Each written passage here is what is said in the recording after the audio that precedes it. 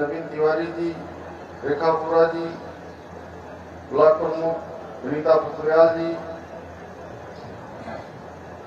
शंकर पांडे जी, रोहिदास अग्रवाल जी, शिवराज कठायत जी, किरण देवी जी,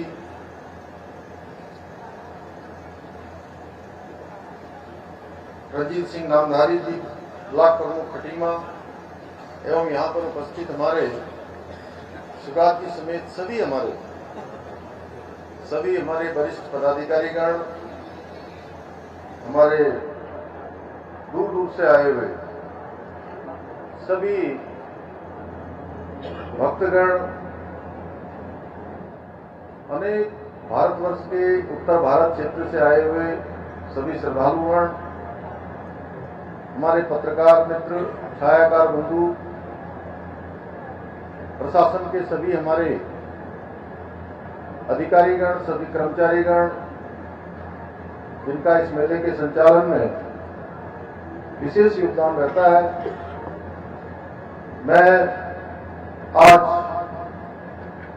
इस मेले के शुभारंभ अवसर पर मां शक्ति स्वरूपा मां पूर्णागिरी को नमन करते हुए सभी श्रद्धालुओं, स्थानीय व्यापारियों, पर्यटकों का मैं सबका हार्दिक स्वागत करता हूं, सबका अभिनंदन करता हूं।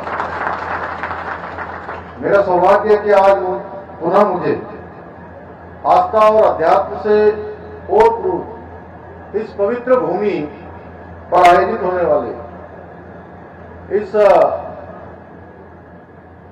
90 दिन से अधिक 100 दिन के आसपास इस मेले का शुभारंभ करने का अवसर प्राप्त हुआ है। मां पूर्णागिरी जी के चरणों में शीश नवाते हुए ये कामना करता हूं कि उनका आशीर्वाद यहां पधारने वाले सभी श्रद्धालुओं के साथ साथ हमारे पूरे क्षेत्र को, हमारे जनपद को, हमारे पूरे प्रदेश को सदैव मिलता रहे। मां की कृपा हम पर सदैव बनी रही। भाइयों बहनों, ये हमारा सौभाग्य है कि हमने उस देवभूमि में जन्म लिया है जिसके कण कण में देवी देवताओं का वास है।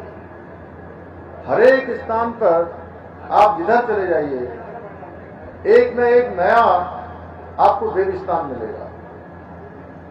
अगर मैं चंपावत जनपद की बात करूं तो कितने सारे देव स्थान हैं। यहाँ गोलजू का स्थान है, यहाँ माँ बाराही का स्थान है, बयानधुरा बाबा का स्थान है, रणकुची मैया का स्थान है, अनेक स्थान है, भैरव बाबा का स्थान है, गोरखनाथ जी का स्थान है। इतने देव स्थान कहीं और नहीं, हमारे चंपावत में ही और पूरे उत्तराखंड में आप जिधर जाएंगे आपको एक नया देव स्थान दिखाई देगा।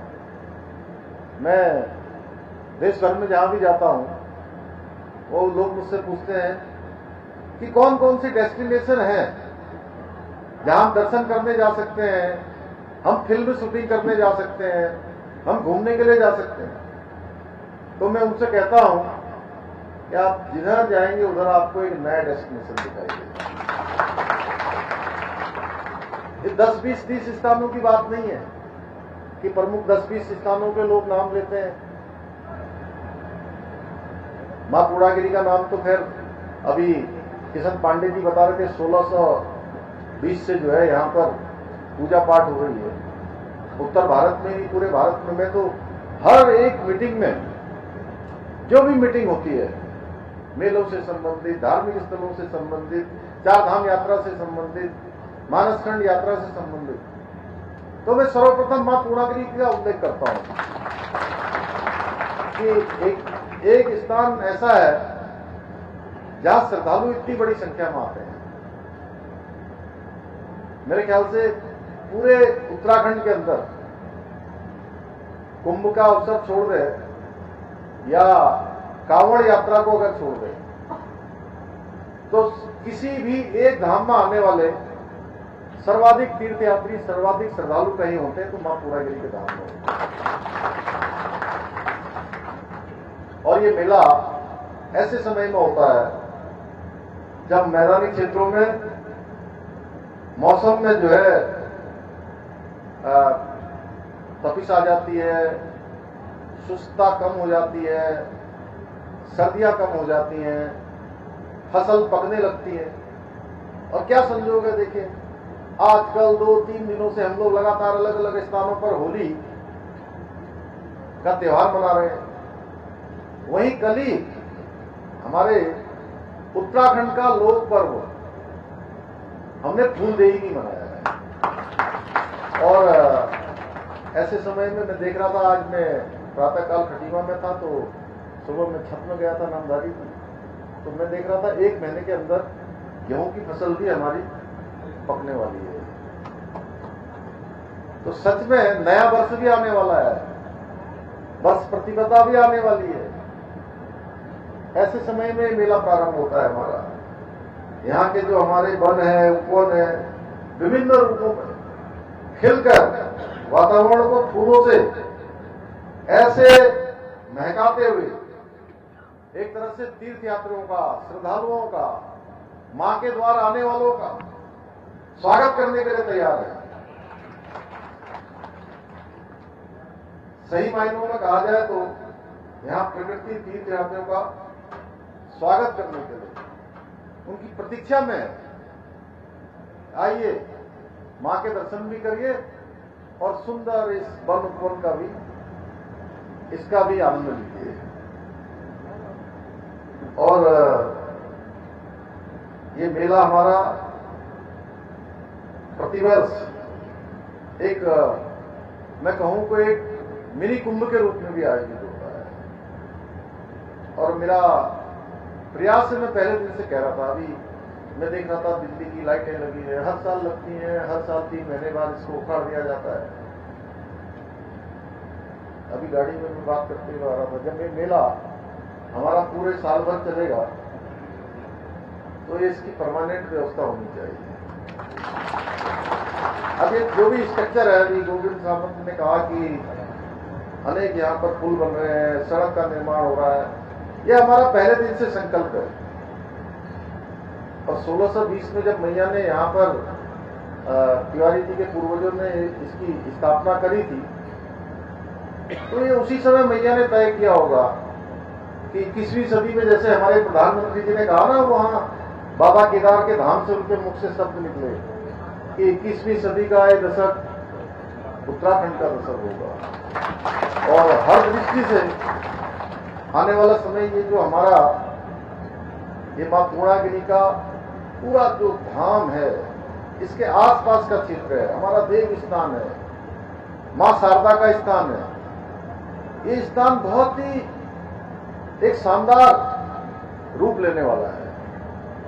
यहाँ हम वेडिंग डेस्टिनेशन बनाने के लिए भी काम कर रहे हैं, टूरिस्ट डेस्टिनेशन बनाने के लिए भी काम कर रहे हैं, मैया का मेला 12 महीने चलता रहे उसके लिए भी काम कर रहे हैं। इसके साथ साथ यहाँ शारदा रिवर फ्रंट बनाने पर भी काम चल रहा है। मैं माननीय प्रधानमंत्री जी का धन्यवाद करता हूं कि उन्होंने हमारे आग्रह पर पूरे 2 घंटे तक मां शारदा पर बनने वाले कॉरिडोर का स्वयं उन्होंने उसकी समीक्षा करी। आने वाले समय में एक बड़ा सर्किट यहां बनने वाला है कि तीर्थयात्री हमारे यहां आए और यहां आने के बाद केवल एक प्रतियोगिता जैसी न करें पांडे जी, जैसी प्रतियोगिता होती है ना कि मां को ढोक लगानी है और ढोक लगा के वापस चले जाना है। हम तो जाते हैं, ढोक लगाओ, आराम से आओ, ढोक लगाओ, उसके बाद एक दिन रणकुटी जाओ, एक दिन जो है मां बाराही जाओ, एक दिन जो है हमारा रीठा साहब जाओ, एक दिन बयानधुरा बाबा जाओ, एक दिन गोलजू के यहाँ दर्शन करने जाओ, हमारा है गोरखनाथ जाओ। पूरा जो है पूरा एक सर्किट बनाकर आसपास के 3-4 दिनों का कार्यक्रम बना के आए। शारदा कॉरिडोर भी जो है उसी का एक रास्ता है, उसी का एक स्वरूप है। तो लोग आएंगे, जाएंगे, अपने बच्चों के लिए अच्छा स्थान बनाएंगे। अभी 11 नहीं 2 पार्किंग अभी और कल ही मैंने स्वीकृत करी है यहाँ आने से पहले, अब 13 हो गई है। 13 मल्टी पार्किंग, अभी कोई पढ़ रहा था यहाँ से 11 बन रही है, 11 नहीं 13 स्वीकृत हो गई, हर जगह पर बन रही है। टनकपुर का हमारा बस अड्डा जो पहले 56 करोड़ स्वीकृत हुए थे, अब वो जो है 200 करोड़ से भी ज्यादा स्वीकृत हमने उसमें कर दिया। बड़ा टर्मिनल ISBT बनने जा रहा है। अच्छा है आपने खटीमा में बाईपास भी बना दिया, अब तो आसानी से जो है लोग यहाँ आ जाए, क्यों नामधारी में कोई दिक्कत नहीं होगी। आपके लिए भी सुविधा है, इनके लिए भी सुविधा है। पहले ये अंदर से जाते थे तो लोग जाम लगता था, धूल उड़ती थी, एक्सीडेंट होते थे, रोड खड्डे मट्टे। अब तो पता लगता है वर्मा जी कहाँ कब झंझट पहुंच गए पता ही नहीं लगता होगा। चुकी पार यहां से उठाया आपने और जो है सीधे पार, क्यों नहीं छोड़ जोशी जी, आप बहुत हंस रहे हैं, क्यों भट्ट जी? सब सुविधाएं हो रही हैं और ये सब मैया की कृपा से हो रहा है। रेखा देवी जी बैठी हैं, इसमें नाम नहीं लिखा, देखो नाम लिखने वाले ने कितनी गलती कर। तो उसी समय तय कर दिया था मैया ने, हमारे प्रधानमंत्री जी के मुख से वो शब्द ऐसे नहीं निकले, वो बार बार कहते हैं, हर मीटिंग में कहते हैं कि ये शब्द मेरे मुंह से अचानक निकल गए। उन्होंने बाबा के दर्शन करे और अचानक उनके मुख से निकले कि आने वाले 10 साल ये उत्तराखंड की प्रगति के साल होंगे। उत्तराखंड हिंदुस्तान का अग्रणी राज्य बने, हर क्षेत्र में उत्तराखंड का नाम होगा, हर दृष्टि से उत्तराखंड आगे बढ़ेगा, विकास की दृष्टि से भी बढ़ेगा, विकास विरासत की दृष्टि से भी बढ़ेगा, संस्कृति की दृष्टि से भी बढ़ेगा, उन्नति की और प्रगति की दृष्टि से भी उत्तराखंड आगे बढ़ेगा। ऐसा उत्तराखंड मैया की कृपा से बनेगा।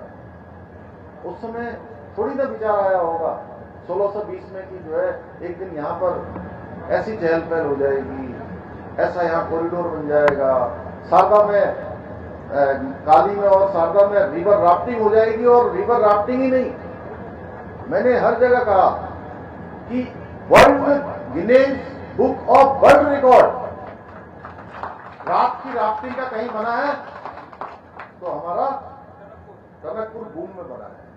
राष्ट्रीय खेलों का आयोजन, ऐसे अनेक काम हो रहे हैं जो यहाँ की हमारी समृद्ध सनातन संस्कृति है, वो दुनिया को अध्यात्म, आत्मिक शांति और आस्था की जो शक्ति है उस शक्ति से भी परिचित कराती है। आदरणीय प्रधानमंत्री मोदी जी के नेतृत्व में हमारी सरकार देवभूमि उत्तराखंड को सांस्कृतिक जो विरासत है उस विरासत को संरक्षित रखने के साथ साथ हमारे जितने पौराणिक स्थल हैं उनके नवनिर्माण के लिए, उनके पुनर्निर्माण के लिए संकल्पबद्ध होकर काम कर रही है। आप देख रहे होंगे जहां हमने उत्तराखंड के एक तरफ चारों धामों में हर जगह हम नया काम शुरू कर रहे हैं। हमने अभी शीतकाल यात्रा प्रारंभ की, यानी शीतकाल यात्रा का कॉन्सेप्ट भी यही है। जो मैया का 12 महीने मेला है, जो मैं 12 महीने मेले की बात कर रहा हूं पांडे जी, वही शीतकाल का भी है, क्योंकि शीतकाल में वहां 6 महीने सब बंद हो जाता है। आदरणीय प्रधान, इससे बड़ा प्रमोशन और क्या हो सकता है हमारा कि आदरणीय प्रधानमंत्री मोदी जी ने मां गंगा के मायके मुखुआ में आकर शीतकाल यात्रा को प्रोत्साहित किया है, वो स्वयं यात्रा का हिस्सा बने। यह भी एक नवाचार है। पूरे राज्य के अंदर 12 महीने यात्रा चलेगी।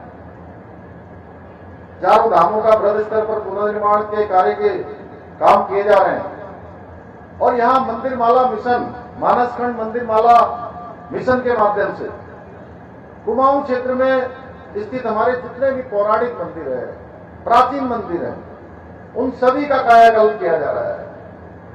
इस मिशन के माध्यम से न केवल मंदिरों का पुनरुद्धार और मंदिर परिसर का सौंदर्यीकरण किया जा रहा है, बल्कि यहां पहुंचने वाले रास्तों को चौड़ा किया जा रहा है, उसकी कनेक्टिविटी को अच्छा किया जा रहा है। यहां भी कुछ अभी कनेक्टिविटी को लेकर प्रॉब्लम है। दूरसंचार की सेवा यहां पर अभी थोड़ा कठिन है। हमारा प्रयास होगा इस पूरे क्षेत्र में दूरसंचार की भी अच्छी व्यवस्था की जाए। इसके साथ ही यात्रियों को ठहरने की व्यवस्था को और अधिक बेहतर बनाने की दिशा में काम किया जा रहा है। इस क्रम में मां पूर्णागिरि धाम में धार्मिक पर्यटन को बढ़ाने के लिए श्रद्धालुओं को सुखद यात्रा सुनिश्चित करने के उद्देश्य से 45 करोड़ रुपए से अधिक लागत से मां पूर्णागिरि मंदिर रोपवे का निर्माण भी किया जा रहा है, जिसका काम भी जल्दी पूरा होगा। इसके साथ ही ककराली गेट से पूर्णागिरि धाम तक अवस्थापना सुविधाओं को विकसित करने एवं श्रद्धालुओं हेतु सुविधाएं बढ़ाने के लिए मास्टर प्लान के तहत कार्य किया जा रहा है, जिससे कि आने वाले समय में सब व्यवस्थित तरीके से आगे बढ़े। आज ही मुझे एनएचपीसी के चेयरमैन का उनका फोन आया था कि वह भी अपनी तरफ से एक CSR में यहाँ गेस्ट हाउस बनाने जा रहे हैं। ऐसे अनेक संस्थाएं आगे आ रही हैं जो अपना योगदान यहाँ देना चाहती हैं। शारदा कॉरिडोर भी इसी का एक हिस्सा है। भाइयों बहनों, टनकपुर जोड़नी भी सड़क स्मार्ट पुल के लिए 50 करोड़ रुपए और मार्ग सुधारीकरण के लिए 33 करोड़ रुपए अभी स्वीकृत किए गए। ISBT तो बड़ा बन ही रहा है, मैंने अभी बताया। इसके साथ ही हमारी डबल इंजन की सरकार न केवल टनकपुर बल्कि मां पूर्णागिरि की छत्र छाया में बसे इस संपूर्ण चंपावत जनपद को प्रत्येक क्षेत्र में विकसित और अग्रणी बनाने के लिए काम कर रही है। कनेक्टिविटी, यातायात सुविधा की बात करें तो आज जनपद में अनेक काम यहां पर किए जा रहे हैं। शिक्षा की अगर बात करें तो शोभन सिंह जीना विश्वविद्यालय अल्मोड़ा का एक कैंपस चंपावत में चलाने के साथ ही जिले के सभी विद्यालयों और महाविद्यालयों में भवनों का जीर्णोद्धार एवं आधुनिकीकरण का काम किया जा रहा है। इसके साथ ही जिला मुख्यालय में 55 करोड़ की धनराशि से साइंस सेंटर का निर्माण किया जा रहा है, जिससे आने वाले समय में हमारे सभी विद्यार्थियों को, हमारे नौनिहालों को ज्ञान, विज्ञान और तकनीकी की ओर जुड़ने के लिए, नवाचार की ओर उनको प्रेरित करने के लिए ये साइंस सिटी बहुत बड़ा माध्यम बनने वाली है, उनके जीवन को नई दिशा देने वाली है।